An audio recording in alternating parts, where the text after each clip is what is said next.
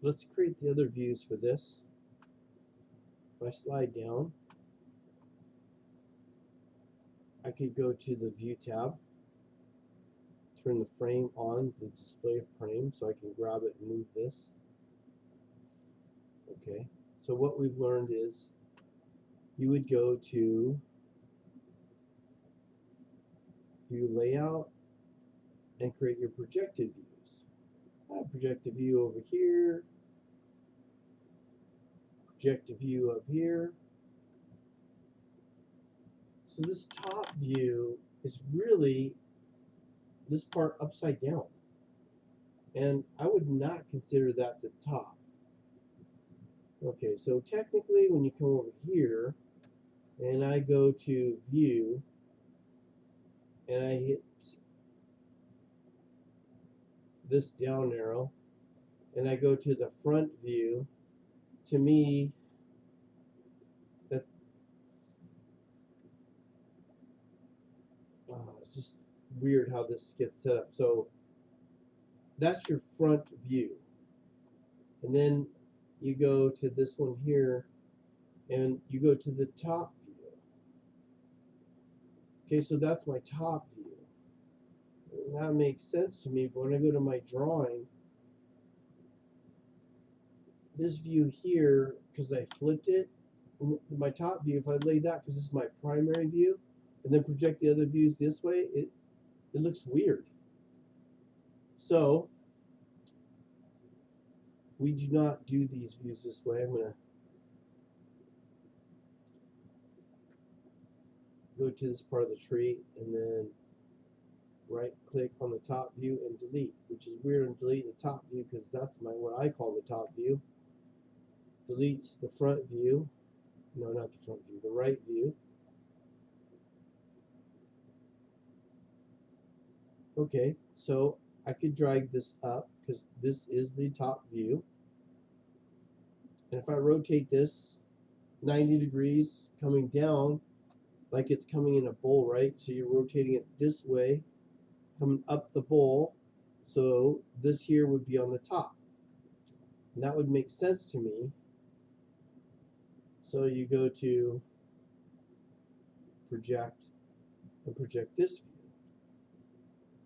And then we go to project, and I got to make this view active because I wouldn't want to project that view. I would project this view over here, right? So you got to click on this so that it's red. So double click that to activate it and project this view over here. So this is correct. This is the top view, and this coming down. If I rotate this down, third angle projection, the bottom of the part would be on the bottom. That makes sense to me. This is the top up here, and this is the top up here. This to me is a top view looking down on the part. But I created that in my front view. So I think that's why it gets confusing.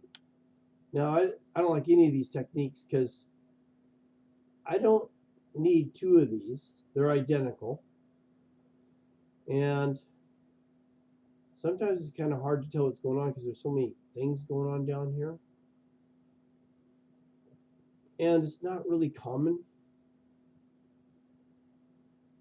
So what I would do here is delete all these views.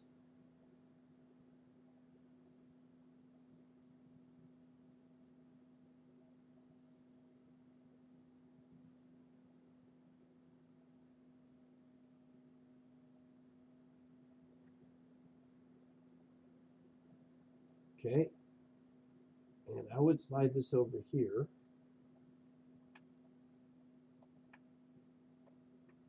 And I'm going to go to right click properties.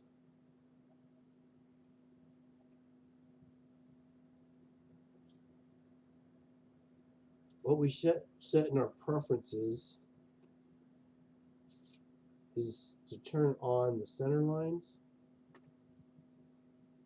So I get those axes to show up so I have something to work to. What would be better is if I went to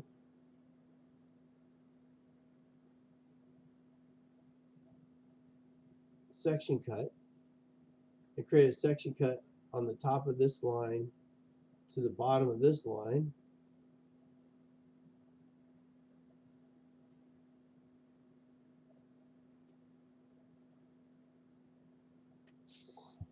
Sorry, I'm going to hit undo.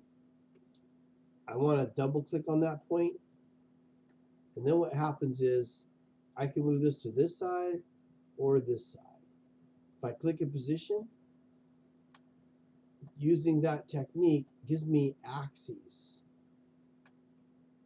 Okay, and I like to do section to view. So I'm offsetting a section view. A lot of people want you to do offset section cut, but I won't see lines going through. So just to compare the difference, I'll activate section cut and click a position here and a position over here by double clicking,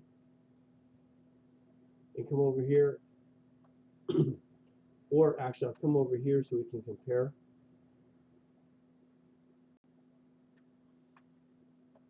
See, with the section cut, it's actually cutting the part, so there would be no material right here or right here, because I'm actually cutting the part right down the middle. Just what does it look like right down the middle? Whereas section view,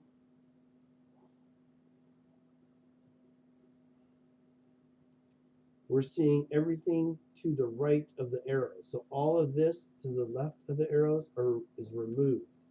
So this hole is this hole right here. And this hole is this hole right here. And so on. So that's the difference between section view and section cuts.